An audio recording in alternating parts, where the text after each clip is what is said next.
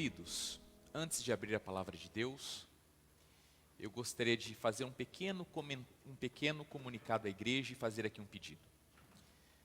Como todos vocês sabem, esta igreja a qual nós nos congregamos, ela não nos pertence. Nós temos aqui um contrato de aluguel. E esta igreja tem procurado ser para nós uma igreja cordial. E nós, da nossa parte, temos mantido um bom trato com eles.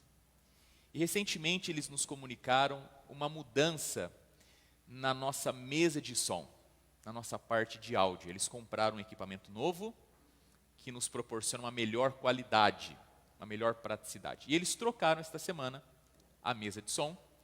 Eu agradeço aqui porque algumas pessoas voluntárias da nossa igreja, por 2 vezes alguns, vieram aqui esta semana para receberem um treinamento, para poderem se familiarizar com o novo equipamento de som.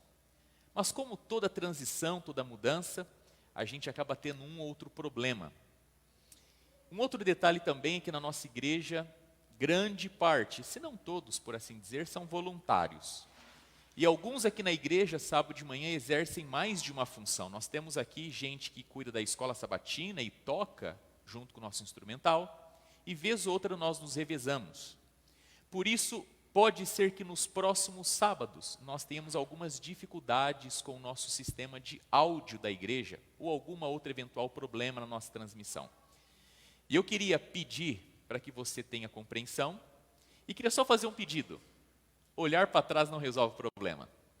Aliás, quem está lá atrás é que resolve os nossos problemas. E eu agradeço muito a nossa equipe de mídia e de som. Talvez sejam os que menos aparecem. E às vezes que aparecem para resolver problema. Mas fazem um excelente trabalho. Apenas para deixar para você como igreja saber dessa situação. Ok?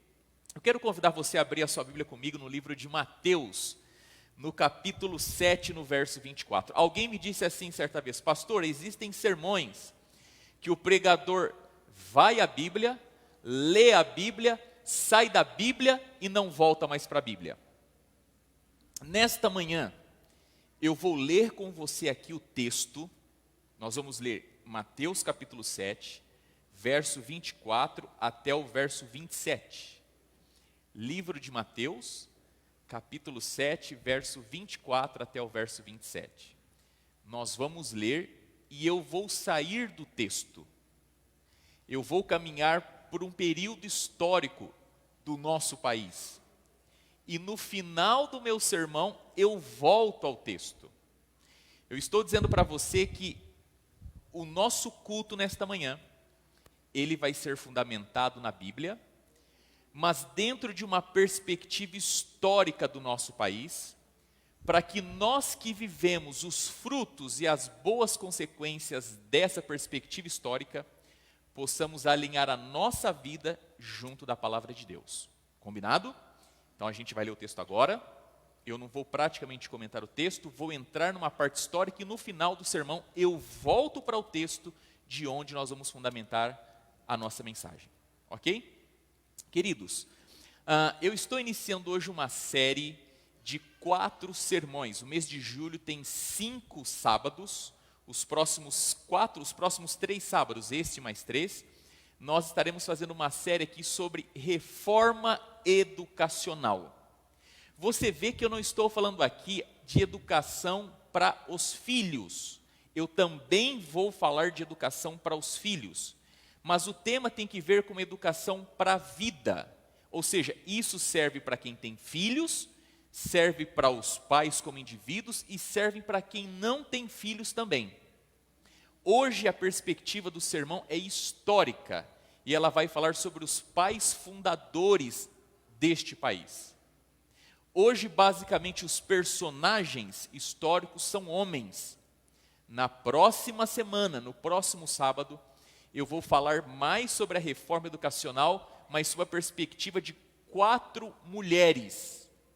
E depois mais 2 sábados para encerrarmos essa série.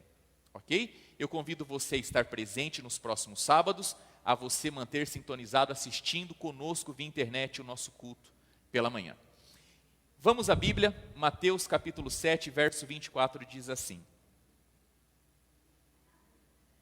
Todo aquele, pois, que ouve estas minhas palavras e as pratica, será comparado a um homem prudente que edificou a sua casa sobre a rocha. E caiu a chuva, transbordaram os rios, sopraram os ventos e deram com ímpeto contra aquela casa que não caiu, porque fora edificada sobre a rocha. E todo aquele que ouve as minhas palavras e não as pratica, será comparado a um homem insensato que edificou a sua casa sobre a areia. E caiu a chuva, transbordaram os rios, sopraram os ventos e deram com ímpeto contra aquela casa, e ela desabou, sendo grande a sua ruína. Nós estamos comemorando amanhã o 4 de julho, dia da independência dos Estados Unidos. Sabe que a média mundial de documentos que regulam a vida e existência das nações, a média diz que a cada 17 anos eles são reformados, são refeitos, são modificados. E nós hoje, como Estados Unidos da América, estamos às vésperas de comemorar 245 anos sob os mesmos papéis. Isso é uma estabilidade tremenda. E às vezes nós pensamos que coisas às quais nós vivemos aqui, simplesmente nos foram dadas de presente. Mas isso custou, e custou muito caro, pelo menos para algumas pessoas. Queridos, este homem, e embora seja francês, um filósofo, Alex de Tocqueville, ele diz assim: ao sair em busca do segredo da grandeza e do gênio americano, só depois de entrar nas igrejas da América e ouvir os seus sermões de retidão e justiça, é que entendi o segredo de seu gênio e poder. A América é boa, e se a América algum dia deixar de ser boa, a América deixará de ser grande. Um lindo texto de um filósofo que estudou as democracias ao redor do mundo. Dentro desses versos aqui dele, a gente pode ver, sob muitas perspectivas, muitos pontos importantes. Mas ele chama atenção para nós de que se nós quisermos entender o gênio e a grandeza norte-americana, nós devemos entrar por suas igrejas e ouvir o quê? Os seus sermões. Queridos, este país, de certa forma, ele teve três, e ainda tem três, um tripé de 3 colunas: família, o círculo familiar, escolas, as escolas que nós temos nesse país, e as igrejas. Estes 3 pilares, de certa forma, dão sustentação a essa nação. E sabe o que esses três pilares ao longo da história tiveram em comum? Ou que esses 3 pilares unem-se num só ponto que sustenta esse país? A Bíblia, a palavra de Deus. Nos Estados Unidos da América, em algum momento, as famílias, as escolas e as igrejas juntas, simultaneamente, tinham como centro da sua existência a Bíblia, a palavra de Deus. Queridos, em 1744, na Filadélfia, houve o primeiro encontro do primeiro Congresso norte-americano. 13 colônias, lembra que nessa época ainda não eram estados, eles não faziam parte de uma nação. 13 colônias se uniram, se encontraram. Veio gente de Nova York, que encontrou gente da Geórgia, gente da Virgínia, que encontrou pessoas de Kentucky, e eles então decidiram dar uma resposta a alguns dos acontecimentos que estavam ocorrendo na Grã-Bretanha, que afetava diretamente a vida aqui nos Estados Unidos. E nesse encontro é interessante nós notarmos historicamente que eles não se conheciam, e embora alguns não se conheciam, também não se gostavam. Mas se encontraram. Decidiram então fazer um comitê, um congresso, para resolver questões que vinham de um outro país, do país mãe, a Inglaterra. E um dos homens que fizeram parte desse encontro dos pais fundadores, nos dá algumas declarações sobre o que foi esse encontro. Mas antes de mostrar algumas dessas declarações e alguns desses pais fundadores, eu queria dizer o seguinte a você. Quando nós estudamos a história, seja a história mundial ou local, nós precisamos de ter um conceito claro conosco. Sabe qual é o conceito? Todos os homens pecaram e carecem da glória de Deus. Depois de Adão não tem nenhum que é perfeito. Todos aqueles que decidiram fazer alguma coisa, em algum momento por serem humanos e pecadores, caíram em pecado, erraram, não foram perfeitos. E quando nós lemos a história dos Estados Unidos a partir da perspectiva dos seus 56 pais fundadores, nós encontramos pelo menos 3 características desse grupo. Eles tinham o coração como o de Davi, o entusiasmo de Paulo, mas cometeram erros como Sansão. Não são perfeitos, fizeram grandes coisas, mas em algum momento todos eles erraram. Isso é fato em qualquer perspectiva histórica. E então, voltando aqui, decidiram se encontrar em Filadélfia, no ano de 1744, as 13 colônias. Entre eles estavam ali este homem aqui, chamado John Adams, um homem muito conhecido. E o John Adams viveu essa experiência do primeiro encontro, do primeiro congresso. E o John Adams, escrevendo para sua esposa Abigail algumas cartas, você pode acessá-las na internet, ele conta algumas coisas interessantes sobre esse momento. Uma delas é que quando eles começaram essa reunião, eles não começaram com boas-vindas, não começaram com um jantar, não começaram se confraternizando. Sabe como eles começaram? Orando. Nesse momento, esse grupo de homens dedicaram 2 horas em oração. O primeiro ato do primeiro congresso foi orar. 2 horas de oração. E mais, eles estudaram 4 capítulos da Bíblia, entre eles Salmo 35. E John Adams, escrevendo para Abigail, sua esposa, disse assim a ela: imploro para que você leia esse salmo. Leia o Salmo 35 para os seus amigos, leia para o seu pai. E se você lê a carta toda, você percebe que John Adams diz mais. Ele diz: Abigail, está acontecendo algo aqui incrível. Depois que nós decidimos orar, depois que nós decidimos ler a Bíblia, e gastamos tempo lendo a Bíblia e orando, veio ao nosso coração o desejo de fazermos jejum. Nós queremos jejuar. E eles então fizeram uma convocação nacional para jejum. Naquela época, aproximadamente 3 milhões de americanos receberam a convocação para um dia de oração, jejum e humilhação. E John Adams escreve para sua esposa: milhões estarão de joelhos prontamente diante de seu grande Criador, implorando o seu perdão e suas bênçãos. Você consegue imaginar comigo os Estados Unidos da América decidindo parar por 2 dias para terem um momento de oração, jejum e humilhação? Primeiro ato do primeiro congresso: vamos orar. Vamos dedicar tempo para a leitura da Bíblia. Vamos trazer a nossa nação para o jejum, oração e humilhação. Esse segundo Senhor, que eu vou apresentar na sequência, deixa eu voltar aqui só falar um pouco desse dado. Depois desse dia que eles decidiram então fazer esse ato de jejum, oração e humilhação, nós temos outras 15 grandes convocações de oração do Congresso. Jejum, oração e humilhação. O nosso Congresso, o Congresso norte-americano, por 15 vezes depois dessa primeira vez, se reuniu para jejum, oração e humilhação.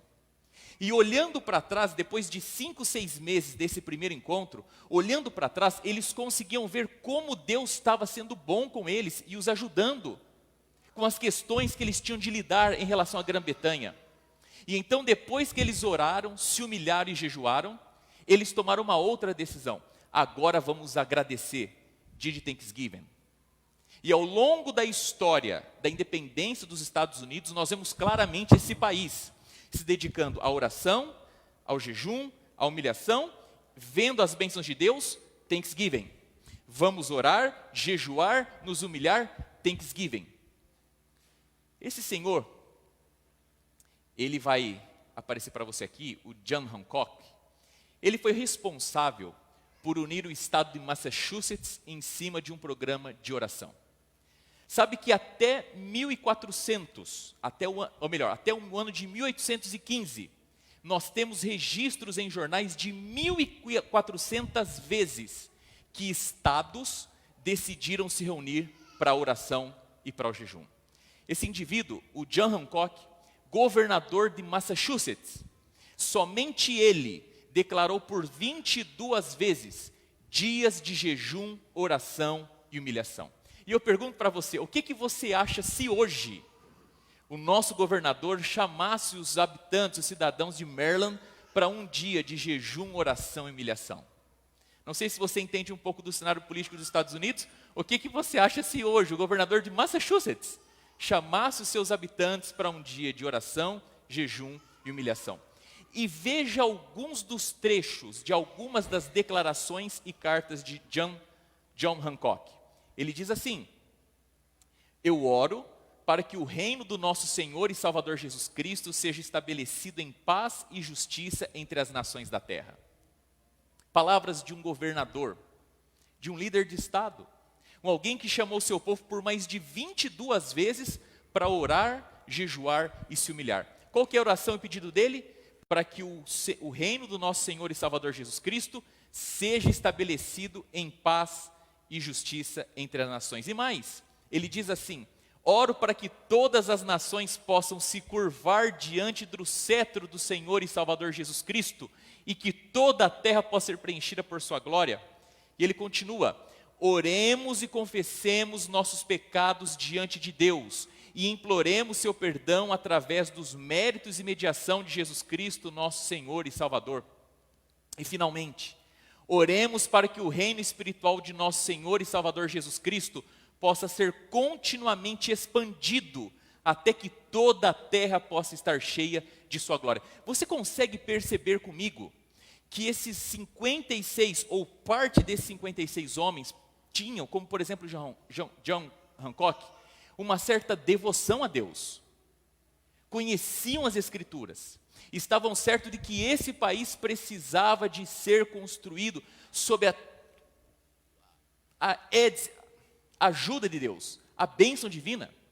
Esses homens não simplesmente tinham um viés político e libertador, eles entendiam que era parte do plano de Deus eles construírem esse país. Existe um fato interessante sobre George Washington, o primeiro presidente dos Estados Unidos.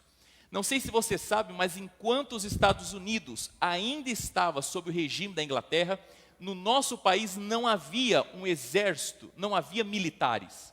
O que nós tínhamos aqui eram pessoas que, a partir do seu voluntariado, tentavam e faziam o que possível para proteger o país. E nesse momento onde está acontecendo a Revolução Norte-Americana, sabe como que as pessoas compunham o exército?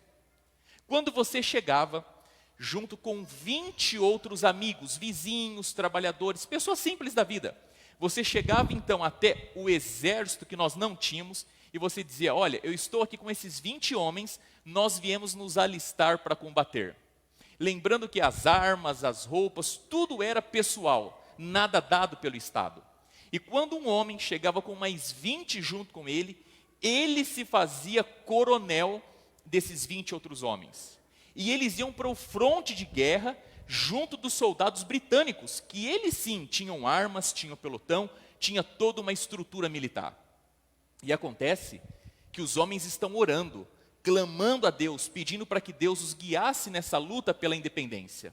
E eles começam a perceber que Deus está ouvindo as orações, eles começam a perceber o agir de Deus, porque daqui a pouco 20 camponeses conseguem invadir um forte inglês altamente armado e tomam conta daquilo. E o George Washington, escrevendo para Thomas Nelson, outro signatário, entre os 56 dos pais fundadores, diz assim: a mão da providência foi tão evidente em tudo isso, que quem não reconhece isso deve ser pior do que o infiel que carece de fé, e pior do que um ímpio que não tem gratidão suficiente para reconhecer a sua obrigação. Diante dos milagres que essa gente estava vendo no campo de batalha, George Washington escreve para Thomas Nelson e diz assim: Thomas, se uma pessoa não está enxergando a proteção, a bênção de Deus, a maneira como Deus tem guiado a nossa nação, se ela não consegue perceber isso e agradecer a Deus por isso, ela é pior que um infiel, ela é como um pagão. Ou seja, essas pessoas viam claramente que por detrás de um processo de revolução política, havia um Deus liderando e cuidando desse país e dessa nação. Acontece que no ano de 1781, entre o mês de setembro e outubro, aqui na Virgínia, perto de nós, aconteceu a última batalha do processo de revolução, que foi a Batalha de Yorktown. Nesse momento, os soldados norte-americanos conseguiram vitória sobre os soldados ingleses. Eles ganharam a batalha, venceram a luta. E queridos, até esse momento, não havia sido publicada nesse país nenhuma Bíblia sequer. Este país não publicava nenhuma Bíblia. Todas as Bíblias vinham da Inglaterra, porque 150 anos antes foi dito àqueles que chegaram aqui. Veja, vocês sabem que no nosso país nós temos uma religião nacional. Se o nosso rei é católico, vocês devem ser católico. Se o nosso rei é anglicano, vocês devem ser anglicano. Se o nosso rei é protestante, vocês devem ser protestantes. E com isso eles não tinham autorização para publicar nenhuma Bíblia nesse país. Acontece que quando os Estados Unidos vencem essa batalha e a guerra pela independência é vencida, eles decidem então publicar uma Bíblia aqui nesse país. Agora não estavam mais sob a tutela da Inglaterra. Imagina, vencer uma batalha e escolher por publicar Bíblia aqui nesse país. E então em setembro de 1782, nós temos a primeira Bíblia publicada em solo americano. Na verdade foram 10.000 Bíblias publicadas. Dessas 10.000 Bíblias, algumas ainda existem, estão nas mãos de algumas instituições, e existem apenas 8 que estão em mãos privadas de pessoas que detêm essa Bíblia. É um dos livros mais raros do mundo. E essa Bíblia foi publicada aqui em solo americano. E sabe quem publicou essa Bíblia? Essa Bíblia foi publicada por esse homem chamado Robert Aiken. É interessante que quando a gente vai à história, a gente nota que o Robert Aiken, sabe quem ele é? Ele é o chefe das publicações do Congresso nesse país. A primeira Bíblia publicada nesse país, dessas 10.000 Bíblias, foi publicada diretamente pelo Congresso desse país. E quando a gente abre a Bíblia, a gente percebe que a Bíblia fala e traz o nome dele, a sua credencial. Ele é o chefe de todas as publicações do Congresso. Nessa Bíblia você tem, por exemplo, o nome de James Duane. O James Duane era o chairman do Congresso, ou seja, o presidente do Congresso. Você tem aqui o nome desses dois homens, William White e George Duffield, que são capelões do Congresso. Por que na Bíblia tem o nome dos capelões do Congresso? Porque esses homens leram a Bíblia e atestaram o seguinte: olha, nós lemos toda a Bíblia, nós verificamos tudo e nada foi mudado, nada foi trazido de forma diferente, tudo permanece como é. E por fim, na Bíblia você tem uma recomendação do Congresso norte-americano. E sabe o que o Congresso norte-americano diz nessa Bíblia? Eles recomendam que essa Bíblia seja dada para que as pessoas, os cidadãos norte-americanos, pudessem ler e estudar a Bíblia. O nosso país, desde a sua independência, recomenda que as pessoas, as famílias, tenham Bíblias nas suas mãos, estudem e leiam a Bíblia.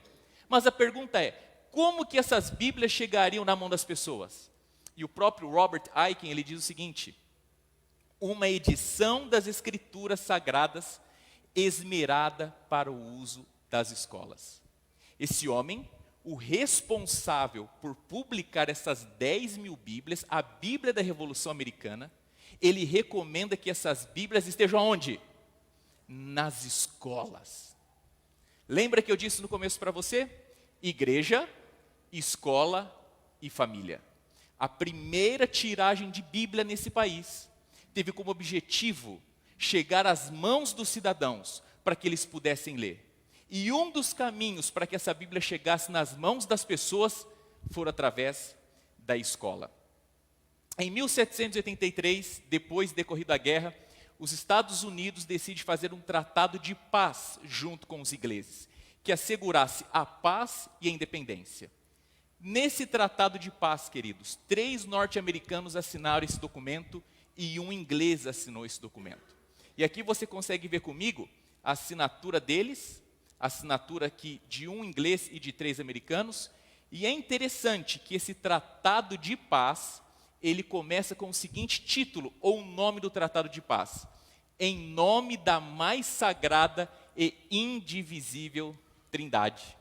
O nosso tratado de paz, junto com a Inglaterra, que nos assegurava paz e independência, começa levando no seu título o nome de Deus o Pai, o Filho e o Espírito Santo. Esse homem, novamente, o John Adams, olhando para todo o cenário de independência e revolução, ele diz o seguinte: os princípios gerais pelos quais os pais alcançaram independência foram princípios gerais do cristianismo. Devo confessar que eu acreditava e acredito que esses princípios gerais do cristianismo são tão eternos e imutáveis quanto a existência e os atributos de Deus.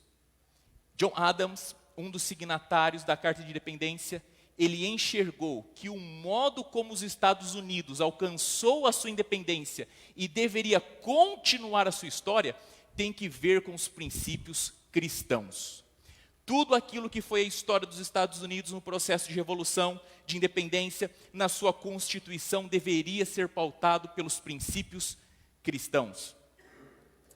Esses homens, então, 56, eles se juntam para assinar a Declaração de Independência. É interessante nós notarmos que desses 56 signatários, 29 deles tinham estudado e se formado em escolas bíblicas ou seminários teológicos.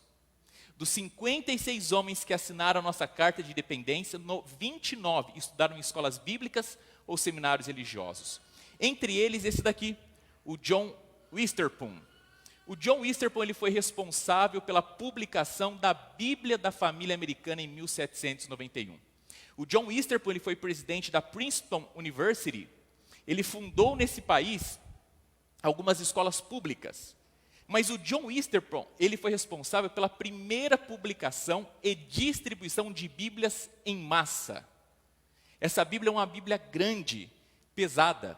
E na ideia de John Witherspoon, a ideia era que as famílias se reunissem para estudar a Bíblia em torno dela. Ela era grande e pesada para justamente chamar as pessoas para o estudo, para que elas pudessem ter conhecimento da palavra de Deus. E sabe o que John Witherspoon fala? Por que os Estados Unidos deveria distribuir Bíblias em massa para todo mundo? Por 2 razões. Para que esse país fosse um país cristão, para que as pessoas pudessem conhecer e se relacionar com Cristo Jesus. E sabe o que ele diz? Que se esse país lesse e estudasse a Bíblia, ele teria condições de resolver os seus problemas sociais e civis através da Bíblia. Nós precisaríamos da Bíblia para tentar solucionar problemas de criminalidade, problemas com a escravidão e outros problemas que assolam a nossa sociedade até hoje. Mas se nós estudássemos a Bíblia, mais do que cristãos, nós seríamos competentes para lidar com as nossas questões sociais. John Witherspoon certa vez disse o seguinte: rogo-lhe de maneira mais fervorosa que crê em Jesus Cristo, pois não há salvação em nenhum outro nome. Atos 4, verso 12. Se você não está reconciliado com Deus por meio de Jesus Cristo, se você não está vestido com um manto imaculado de sua injustiça, você perecerá para sempre. Ou seja, o homem que acreditava que as Bíblias deveriam estar nos lares, sendo estudada pelas pessoas, que acreditava que as famílias deveriam se tornar cristãs e que os nossos problemas sociais seriam resolvidos através da Bíblia, dizia claramente: não são pelos nossos atos, mas pela graça de Jesus Cristo que nós somos salvos. Ou seja, os nossos pais fundadores eram cristãos, acreditavam na graça de Cristo Jesus, sabiam que esse país poderia dar certo caso eles se mantivessem fiéis ao Senhor. O Benjamin Rush, um outro pai signatário da nossa independência, esse homem é extraordinário na sua história. Esse homem ajudou a fundar 5 universidades nesse país. Ele foi responsável pela primeira sociedade abolicionista desse país. Ele também ajudou os negros a fundarem a primeira denominação negra nesse país. Ele foi responsável por treinar os primeiros médicos nesse país. Nos seus dias, era o médico mais importante. E sabe, querido, esse indivíduo, além de todo esse legado, de toda essa história, ele fez algo interessantíssimo para esse país. O Benjamin Rush, ele foi, de certa forma, responsável para que as pessoas tivessem condições de olhar para os nossos amigos e irmãos negros, através da Bíblia, a ideia de que eles poderiam e mereceriam ter todos os direitos como os homens brancos tinham nesse país. Que o cristianismo, a Bíblia, não era um livro de um grupo seleto, mas era um livro que se destinava a receber, a tratar, a salvar todos os filhos de Deus. Foi um dos homens que mais lutou pelas questões dos direitos civis na nossa história. Na sequência dele, você tem o Roger Sherman. Esse homem tem uma história muito bonita, uma história de vida e ao mesmo tempo uma história como congressista. Esse homem nos seus dias, ele foi o Billy Graham da sua época.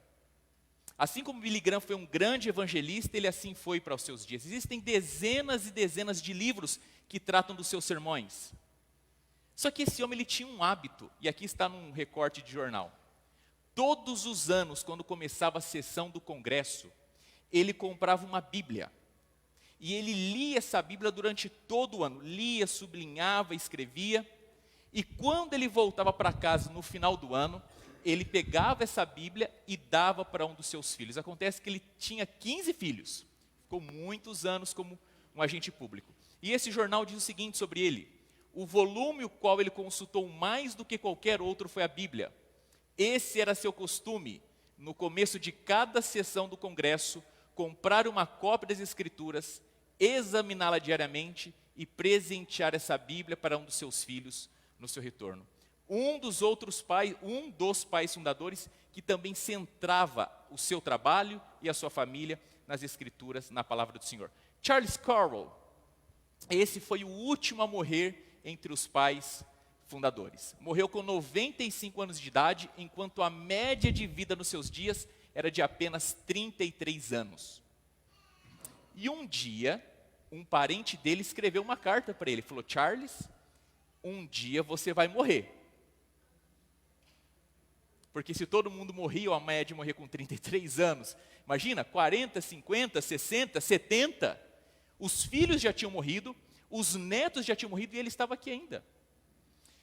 E um dia alguém escreveu: Charles, um dia você vai morrer. E como você se sente preparado para encontrar-se com o Senhor? E ele respondeu: na misericórdia do meu Redentor eu deponho minha salvação em seus méritos, não nas obras que eu tenho feito em obediência aos meus preceitos. Um pai fundador do nosso país, que acreditava na salvação pela graça.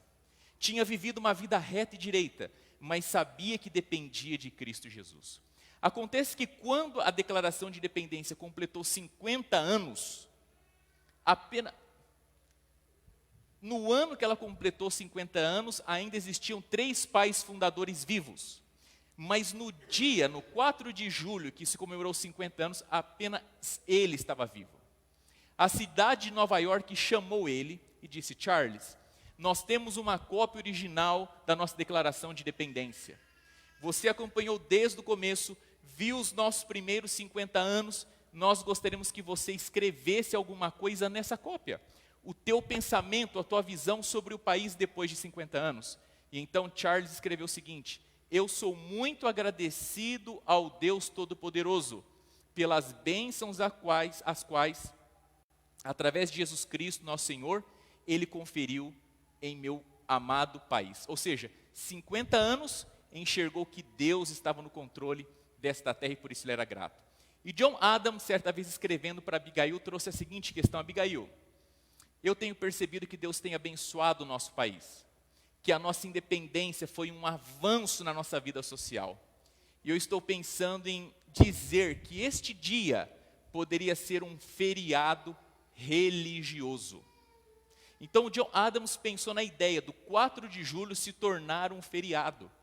O detalhe, querido, e você vai ver aqui comigo, é que ele não queria que fosse apenas um feriado, mas um feriado religioso.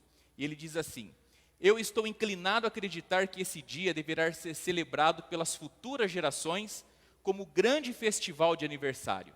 Preste atenção agora.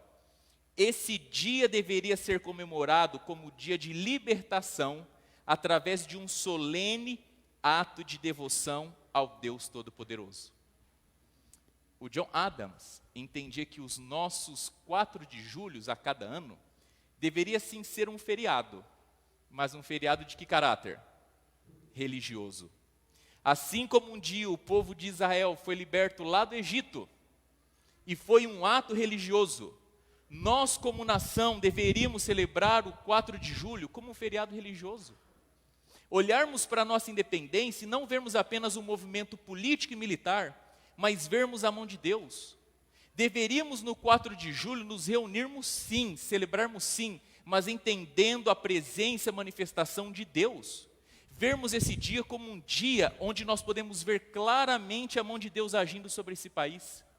E 62 anos depois da Revolução, John Quincy, presidente norte-americano, estava falando para uma plateia, para uma multidão. E ele diz o seguinte nesse discurso dele: nós estamos aqui hoje, celebrando 2 feriados como nação religiosos. Um, o 4 de julho. Outro, o Christmas Day, o Natal. Já percebeu que os 2 principais, ou um dos 2 principais feriados, de certa forma, de acordo com a história do nosso país, são religiosos? O Natal, o que nós comemoramos no Natal? Nascimento de Jesus. E o que acontece quando Jesus nasce nessa terra? Jesus traz consigo uma série de princípios para essa terra. Por que o 4 de julho, segundo os pais fundadores, deveria ser um feriado religioso? Porque agora os pais fundadores tomam esses princípios e decidem sobre esses princípios construir uma nação. De acordo com a nossa história, 4 de julho é um feriado religioso, assim como é o Natal. Porque se o Natal nós recebemos os princípios dos céus através de Jesus, no 4 de julho nós tomamos esses mesmos princípios e decidimos fundar e construir essa nação. E queridos, finalmente, John Adams diz o seguinte: posteridade, vocês nunca saberão o quanto custou para a presente geração preservar a liberdade de vocês. Eu espero que vocês façam um bom uso disso. Se vocês não fizerem, eu devo me arrepender no céu por ter me esforçado para preservar essa liberdade. Queridos, eu gostaria agora de dar alguns passos de volta na direção da Bíblia. Mas antes de eu voltar à Bíblia, eu gostaria que você enxergasse junto comigo alguns pontos da história do nosso país. Primeiro ponto, esses 56 homens que lideraram esse processo de revolução, eles de alguma forma na sua vida eram cristãos, homens que conheciam a Deus, que tinham um senso da presença de Deus. Esses homens sim cometeram erros e falhas, mas de alguma forma esses homens tentaram estabelecer os valores cristãos em várias áreas da vida dos Estados Unidos. Deixa eu contar uma história para você. Quando você pega uma nota de $10, quem que está na nota de $10? Alexander Hamilton. Esse homem tem uma história muito bonita. Durante o período de guerra civil, os exércitos caminhavam e muitos deles eram abastecidos pelos fazendeiros, os produtores rurais. Então eles chegavam no meio da sua caminhada na batalha, compravam leite, frutas, cereais, grãos dos fazendeiros e pagavam. Só que em algum momento os recursos foram ficando escassos, mas as tropas precisavam de ser alimentadas. E o que fazer? Então eles começaram a emitir nota promissória. O que é uma nota promissória? Eu te dou um documento dizendo que daqui a algum período de tempo você pode resgatar esse dinheiro com juro e correção monetária. Então eles começaram a pagar os produtores rurais com essas promissórias. Acontece que os homens ricos, poderosos, os especuladores, chegavam nesses produtores rurais e diziam o seguinte: olha, meu amigo, possivelmente você nunca mais vai receber o dinheiro dessa nota promissória. Isso é dinheiro perdido. Faz o seguinte, você tem uma nota promissória de 100, eu compro ela de você por 20. É melhor você ter 20 na mão agora do que não ter nada no futuro. E muitos desses homens, com tremenda limitação financeira, decidiram por aceitar a proposta e venderam esses títulos, essas notas promissórias, por preço de nada, de migalha. Acontece que lá na frente, no futuro, a guerra terminou. E agora os grandes, os homens poderosos, estavam indo na direção do governo para receber aquele tanto de dinheiro. E começou a ouvir um certo burburinho: olha, não vamos pagar. Nós não vamos pagar. Porque eles foram especuladores, agiram de má fé, fizeram errado, a gente não vai pagar. E no meio de uma sessão, Alexander Hamilton levantou e falou assim: não, nós vamos pagar. Nós vamos pagar. Vamos pagar cada um dos centavos. Não vamos deixar nenhum centavo para trás. Porque nós temos um compromisso com Deus e com as futuras gerações. Se nós não pagarmos isso agora, o nosso país não saberá o que significa honrar com a palavra. Você entende por que aqui as pessoas, elas vivem na base da confiança? Já percebeu que aqui primeiro a gente confia, depois a gente conhece? Enquanto que no Brasil, com todo respeito, por mais que a gente conhece, a gente não confia. Eu me lembro, queridos, quando eu cheguei na Andrews, durante algum tempo, 2 anos, moramos num apartamento. Nós precisamos de um espaço um pouquinho maior, por conta das crianças. Dentro do apartamento, embora muito confortável, aconchegante, os nossos filhos eram dependentes de nós para sair, para ir para fora, para brincar devido ao tamanho. E nós não queríamos deixar os nossos filhos sozinhos brincando. Só que, para nós, domingo era dia de estudo. Então, nós decidimos buscar algum outro lugar onde tivesse um quintal, que nós pudéssemos estar dentro de casa e os enxergando. E Deus nos providenciou uma boa casa, pequenininha, confortável, e que da porta da cozinha, uma porta toda de vidro, nós vimos as crianças ali. E quando nós fomos assinar o contrato com a dona da casa, ela conversou conosco, falou das condições, o valor, e ela nos deu uma folha pequena, com uma outra informação, e pediu para que a gente assinasse.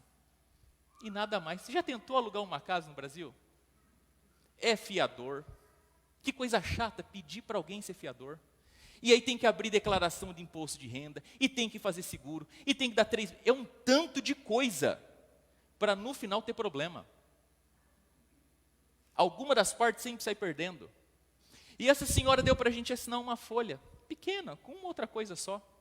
E quando chegou o primeiro mês de pagamento, e a minha esposa foi pagá-la, minha esposa falou: a senhora poderia dar recibo?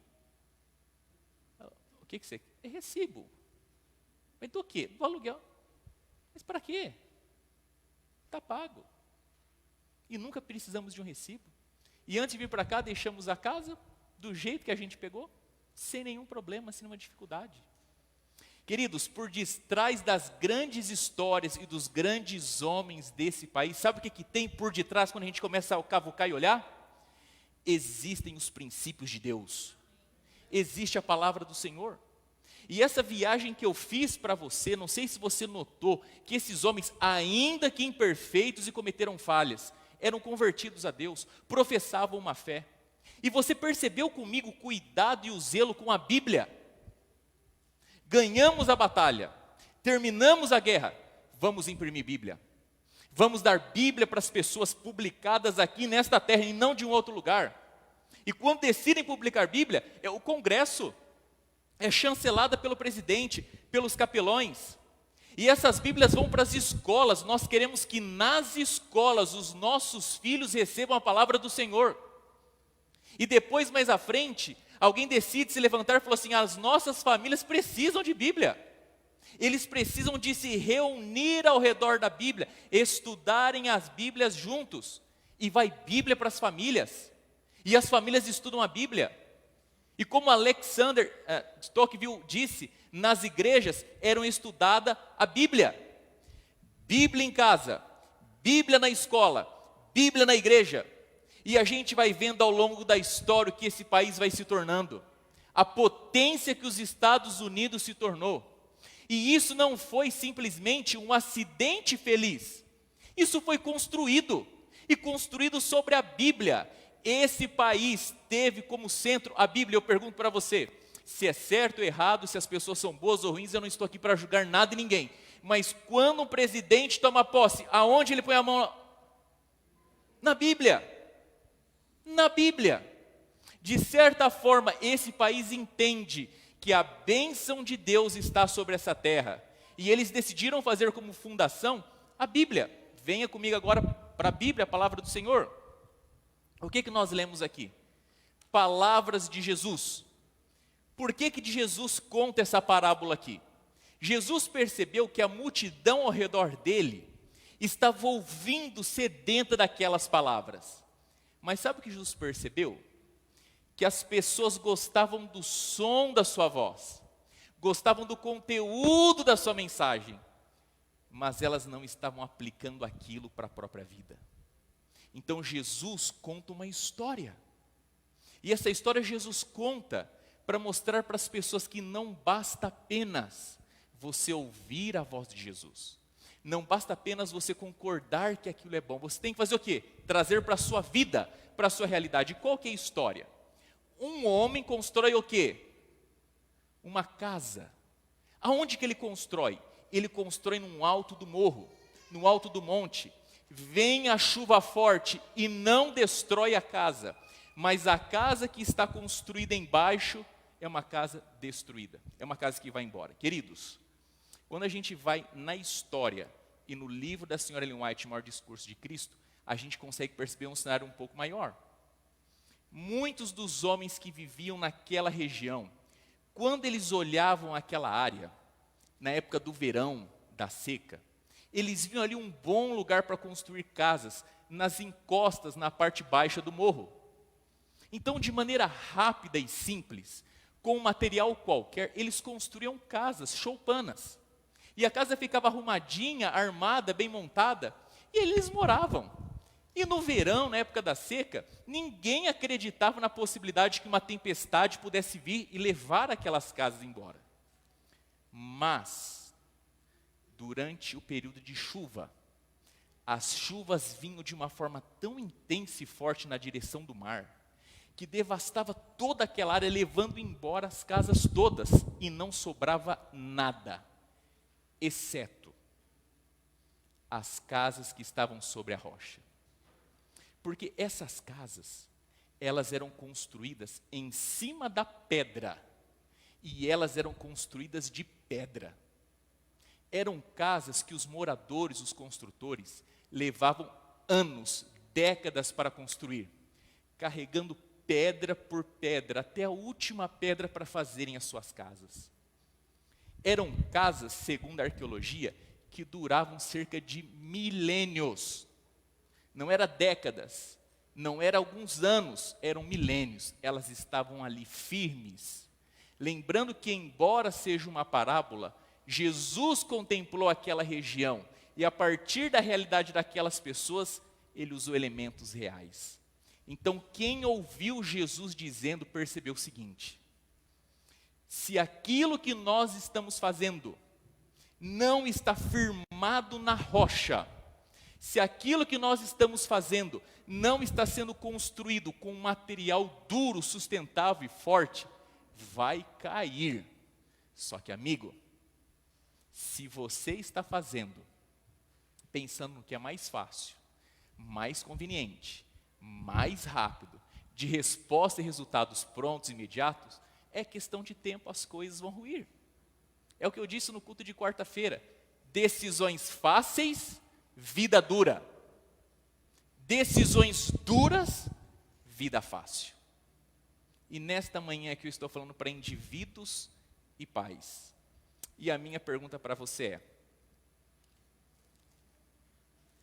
qual que é o alicerce da sua vida?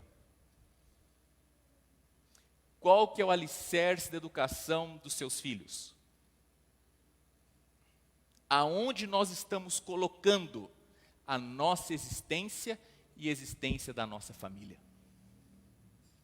Quando nós acordamos como indivíduos e como família, em torno do que nós estamos nos reunindo? eu não queria entrar nesse mérito agora aqui com você. Eu estou planejando fazer uma série de sermões sobre como ler e estudar a Bíblia. 4 sermões para frente. Mas eu queria compartilhar um pouquinho com você sobre a questão do estudo da Bíblia. De forma muito prática e objetiva. Queridos, isso não é uma regra para você. Isso não é assim colocado como algo taxativo. Mas eu acho que você deveria ter com você na sua casa algumas coisas. A Bíblia, logicamente, seja ela qual for. Mas ao lado da sua cama, sabe o que com todo carinho e respeito a você, a sua realidade, eu sugeri que você tivesse? Um criado mudo. E sabe o que deveria ter do teu criado mudo? A Bíblia, um abajur e um relógio despertador. Veja, eu não estou falando do teu celular, do teu despertador. Pastor, besteira que é essa? Ok. Sabe qual é a primeira e mais dura batalha da nossa vida quando a gente acorda? Leitura da Bíblia. Eu não sei você, mas para mim acordar e ler a Bíblia é um desafio. Embora eu tenha o hábito, ainda depende de uma decisão. Ainda depende de um certo esforço. Não é da minha natureza acordar e ler a Bíblia. Eu preciso de ter convicção daquilo. Lá na nossa casa, as nossas crianças têm jeito variados. O meu filho, muito disciplinado com a questão do sono. Não importa onde a gente está, quem está na nossa casa, onde a gente está, dá o horário, ele vai dormir. Sem nenhum problema. E cedo. E ele acorda muito cedo também. A minha filha, não importa onde a gente está, quem está em casa, o horário. Ela vai dormir até que a última luz se apague. Até que a última voz se silencie. E ao contrário do meu filho, ela gosta de acordar mais tarde. E o que eu acho interessante no Martin é que ele acorda com fome, ele quer comer. Ele quer comer. Eu não consigo acordar e comer. Não, ele quer acordar e quer comer. E quando eu olho para ele, eu peço para que Deus me dê a mesma fome pela palavra. Eu gostaria que Deus desse no meu coração o desejo de acordar e comer desse livro. Mas eu sou honesto para você, querido. Ainda depende de uma decisão e de um esforço. E eu tenho aprendido que a Bíblia tem que estar no meu criado mudo do meu lado. Eu tenho essa Bíblia por anos. É a Bíblia que eu prego, que eu visito. E ela anda comigo na minha bolsa. E se eu chego em casa tarde da noite e não retiro a Bíblia da bolsa e coloco no meu criado mudo do meu lado, existe uma grande chance de no outro dia eu acordar, ter que levantar para pegar a Bíblia. Aí a gente começa a tentar se enganar e se iludir. Eu vou ler hoje no celular. Pronto. Acabou. Porque tem um monte de notificação, um monte de e-mail. Então eu tenho aprendido que a Bíblia tem que estar no meu criado mudo, do meu lado. E eu não posso levantar para acender a luz. A luz tem que estar ao meu alcance. E eu ligo o abajur. E por que do despertador? Porque se é o celular, quando eu vou desligar o celular para acordar, o que tem lá? E é um monte de coisa importante. Não é simplesmente coisa banal. E eu tenho aprendido que se eu não me organizar, não decidir por ler a Bíblia, não colocar aquilo como uma prioridade, não ter a coisa certa do jeito certo, querido, eu não leio a Bíblia. E um dia que a gente sai de casa sem ler a Bíblia, é um dia perdido. E depois que a gente faz o nosso culto, eu e a minha esposa, é hora de trazer os nossos filhos para a nossa cama, para junto de nós. Nós temos que, como família, nos reunir ao redor da Bíblia. E a gente decide com eles, ou decidiu com eles, ler um texto da senhora Ellen White e a Bíblia junto, para que a gente possa complementar na mente das nossas crianças a história da Bíblia. E eu vou te dizer, ainda com tudo isso, a nossa vida é uma luta, é um desafio. Nós não nos tornamos melhores por conta disso, ao contrário. É ali que a gente vê a nossa inclinação, a nossa luta. Mas eu pergunto para você como indivíduo, quando você acorda, querido, aonde você derrama o teu coração, os teus primeiros pensamentos? Com a sua família, os seus filhos, com a sua esposa? Aonde vocês têm se encontrado e se reunido? É junto da TV ou é junto da palavra do Senhor? Alguns lá no Brasil, no passado, diziam, olha, eu vou comprar a Bíblia para assistir o Fé para hoje. E acabam perdendo a fé para sempre. Hoje vemos num outro tempo, onde o smartphone tornou a nossa vida muito mais prática, ajudou a gente a alavancar os nossos negócios, ajudou a gente a se organizar melhor, mas em detrimento desse livro. Ao invés de ficar no Facebook, deveríamos estar no Facebook. Lembrando para você, we must educate our children, not for Harvard, but for heaven. E todo lar, toda casa, todo indivíduo começa a sua vida de sucesso, de prosperidade, de bênçãos, quando eles decidem se converter à palavra do Senhor. Querido, a você como indivíduo, você como jovem, como adolescente, como pai, como mãe, o que seja, você na sua existência, eu faço um apelo para você, comece o seu dia junto da palavra de Deus. Eu quero te dar mais um conselho aqui. Pastor, eu não sei por onde começar a ler a Bíblia, o que eu leio? Por favor, me entendam bem. Nós somos criados na geração do ano bíblico. Começávamos em Gênesis. Já ali no Mar Vermelho morríamos afogados com o exército. E se alguém sobrevivia, caía ali em Crônicas, pronto. Não conseguia passar. E outros que passavam, embora tivessem lido da Bíblia, não conseguiam mergulhar com profundidade naquilo que a Bíblia dizia. Queridos, o livro de Provérbios, 31 capítulos. Um capítulo para cada dia, se assim você o quiser. Sabedoria prática para a vida como ela é. Mas quer saber? Pegue um capítulo de Provérbios, um capítulo de Eclesiastes, um capítulo de Salmos, ou um capítulo dos 4 evangelhos, devocional, alimento para a alma. E abre-se um capítulo e fala, hoje, de domingo até sábado, eu vou ler e me fixar apenas nesse capítulo. Leia uma vez, leia de novo, fecha a Bíblia, segue o seu dia. No outro dia, leia uma vez, leia de novo, segue o seu dia. E pouco a pouco, o hábito, a lógica bíblica, a palavra do Senhor vão ser incorporados à nossa existência. Queridos, os nossos filhos, essas crianças precisam não apenas de ler a Bíblia, mas de memorizar a Bíblia. São como esponja, decoram sem esforço, decoram apenas pelo ouvir. Se você juntar os seus filhos e apenas na parte da noite, só ler com eles um salmo, Salmo 46, depois de uma semana, se você ler com seus filhos, e eles não tiverem decorado este salmo, eu mudo de nome. E à medida que a Bíblia vai sendo incorporada à nossa vida, a Bíblia no seu poder vai sendo incorporada aos nossos hábitos, às nossas escolhas, ao nosso modo de falar, como lidamos com as pessoas, como cuidamos do dinheiro. E eu pergunto a você, se uma nação deu certo por viver ou por procurar colocar a Bíblia em todas as áreas da sua vida, por que você no seu lar não daria certo? Queridos, nesta manhã eu tenho um apelo a nós. Como primeiro passo na reforma educacional da nossa vida e dos nossos filhos, trazermos para a centralidade da nossa vida, nossa família, a palavra do Senhor.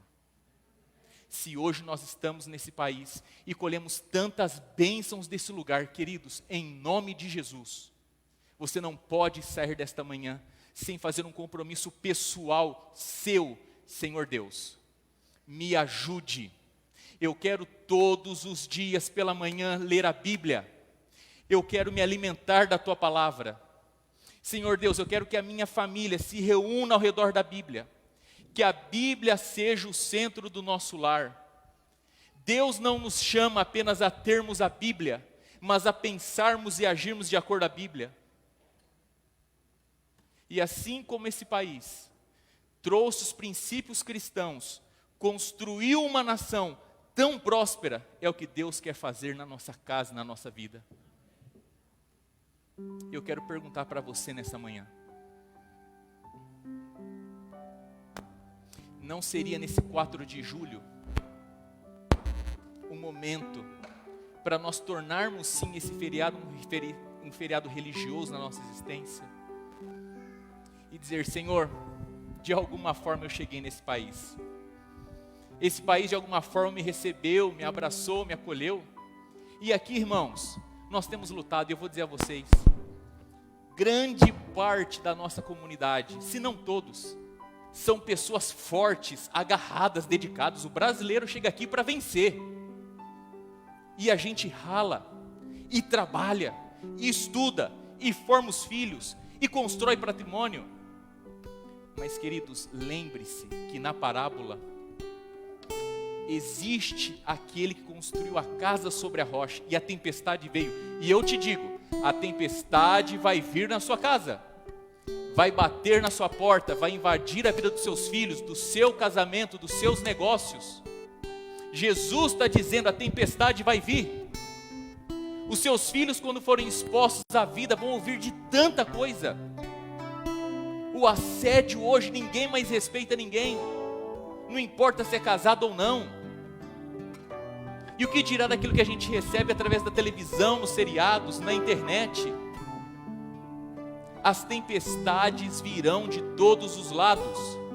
E se você estiver sobre a rocha, trabalhado árduo, carregado pedras, se esforçado, se humilhado, tenha certeza, vocês irão sobreviver. Mas, querido, se a vida foi uma brincadeira, se a gente deixou a Bíblia empoeirada, eu não sei o que é pior, a Bíblia empoeirada ou a Bíblia de páginas coladas. Esse dia vai chegar e a gente vai ver que os nossos castelos, os nossos tronos eram de pó e vão ruir. Em nome do Senhor Jesus, coloque no centro da sua vida, na primeira hora da manhã, um compromisso: eu vou ler a Bíblia, custe o que custar. E a minha família, não vai sair ninguém por essa porta sem antes nós nos reunirmos ao redor da palavra de Deus. Amém. Na minha casa, eu e minha família serviremos ao Senhor. Amém. E serviremos com a leitura da palavra de Deus. Amém. O que te parece nessa manhã, querido? Você decidir no seu coração: Senhor, nesse feriado, eu quero tornar ele um símbolo na minha vida de leitura da Bíblia.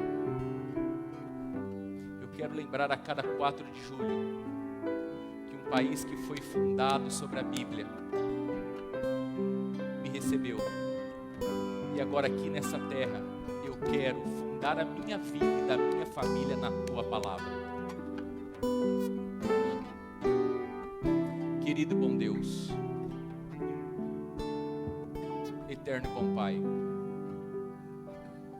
esses homens do passado tiveram o entusiasmo de Paulo, o coração de Davi, os erros de Sansão. Não foram perfeitos e obviamente não teriam como ser. Por dentro deles, assim como nós, há uma natureza que se inclina ao pecado.